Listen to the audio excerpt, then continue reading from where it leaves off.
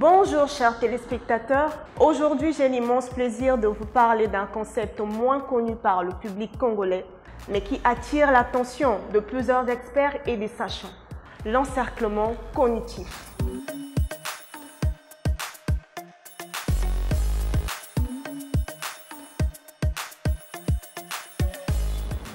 L'encerclement cognitif.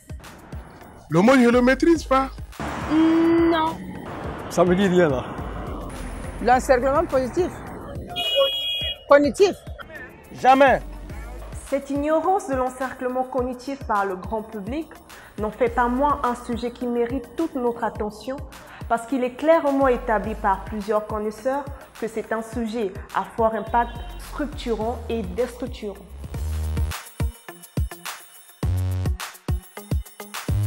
L'article « Encerclement cognitif par la l'agribashing » publié en 2019 définit ce concept comme étant une démarche non visible où des attaquants visant leur cible sans que celle-ci ne puisse savoir d'où l'attaque provient directement.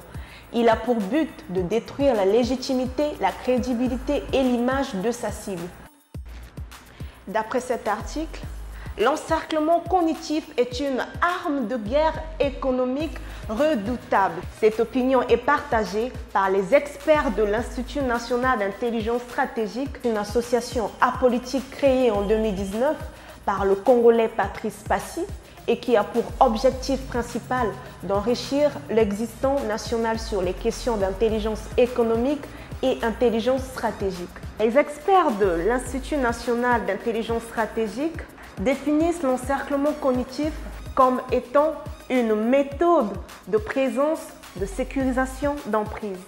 C'est l'ensemble des stratégies qu'on met en place, soit par le formatage, soit par l'encerclement lui-même, en utilisant plusieurs techniques qui permettent aux leaders, aux sous-leaders de disposer d'un avantage sur vous sans que vous vous rendiez compte. Et quand c'est nécessaire, s'ils peuvent vous égrener ou détruire, ils le feront. Mais le but, c'est de disposer d'un avantage sur vous.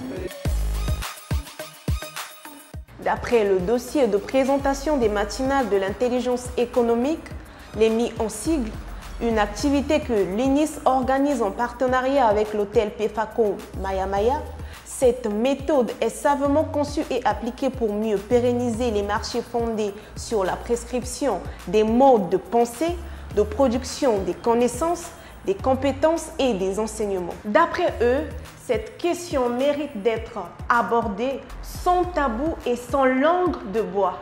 Le dossier de présentation des MI cité précédemment précise que, depuis la rencontre avec l'autre, les infrastructures, les structures, l'environnement juridique, économique, social et culturel façonné par lui et favorable à ses intérêts, ont favorisé un véritable formatage intellectuel des cadres et des décideurs des pays décolonisés, influençant ainsi fortement par des voies indirectes leur référentiel de raisonnement et les orientant imperspectivement vers des comportements socioculturels précis, ce qui conduit à les transformer en clients quasi assurés du pays à l'origine de cette opération d'influence très élaborée.